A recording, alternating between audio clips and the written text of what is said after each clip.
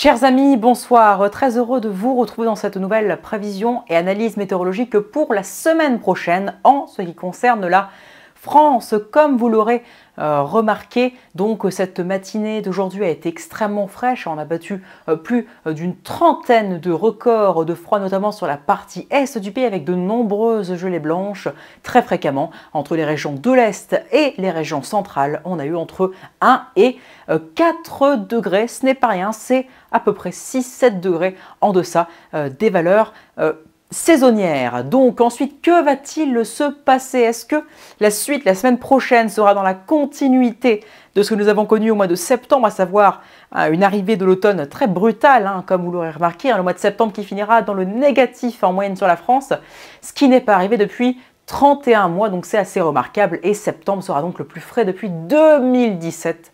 Il faut remonter loin, quand même, assez à 7 ans, c'est quand même pas mal du tout.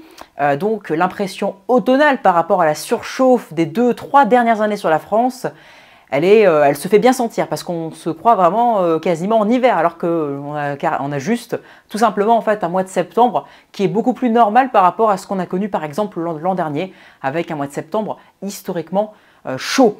Que va-t-il se passer? Alors la situation de ce soir, c'est donc forcément, je vous en ai parlé hier déjà, la situation.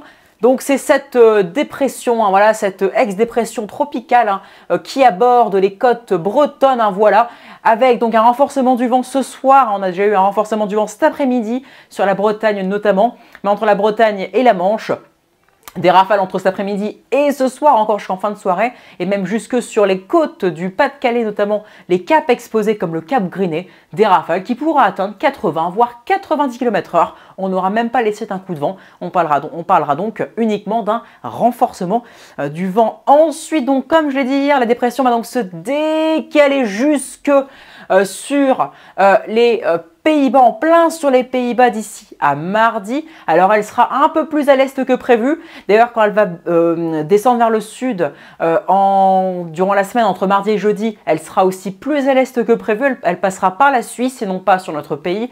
Donc on sera moins influencé par cette dépression. Mais quoi qu'il en soit, mardi, elle sera sur les Pays-Bas. Donc on aura quelques petites averses résiduelles vers les frontières belges et allemandes. Tandis que la dépression à 1010 hectopascales très faible nous donnera, elle est encore plus faible que prévu, pardon, et donc elle nous donnera entre les régions, donc là, le nord de l'Aquitaine et les Alpes mardi en journée entre 10 et 20 mm, puis ensuite en allant vers les Pyrénées pour la journée de mercredi notamment, entre mercredi dans la nuit et jusqu'en après-midi aussi 10 à 20 mm, mais vers les Alpes, malgré tout, on pourra avoir entre 20 et 50 mm fréquemment. En tout cas, la chronologie, c'est les régions centrales et sud, notamment sud-ouest, entre mardi et mercredi, mais des pluies qui ne seront pas très copieuses finalement, très espacées, pour des cumuls qui resteront très modestes, donc finalement pas de ruissellement ni d'inondation, sauf localement vers les Alpes et les Pyrénées forcément, avec le relief. Donc ce jeudi, voilà, la dépression donc, vers les Pays-Bas, là, donc progressivement aller vers le sud, voilà,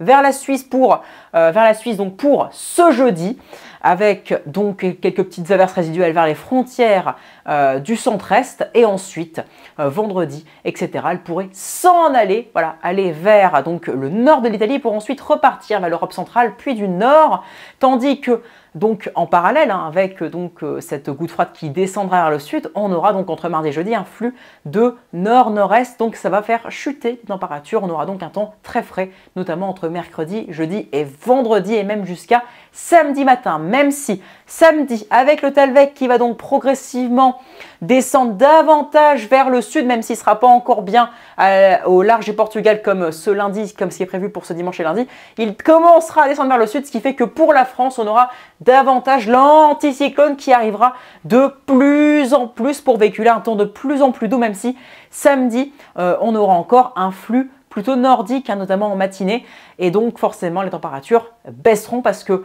la masse d'air, elle sera encore très fraîche, donc les minimales seront encore bien fraîches aussi. Mais dès samedi, pour les maximales notamment, avec l'arrivée de l'air beaucoup plus doux en flux d'ouest à sud-ouest par donc l'Atlantique, on aura donc une augmentation des températures dès samedi après-midi, et notamment dès le dimanche 6 octobre avec l'affirmation de l'anticyclone.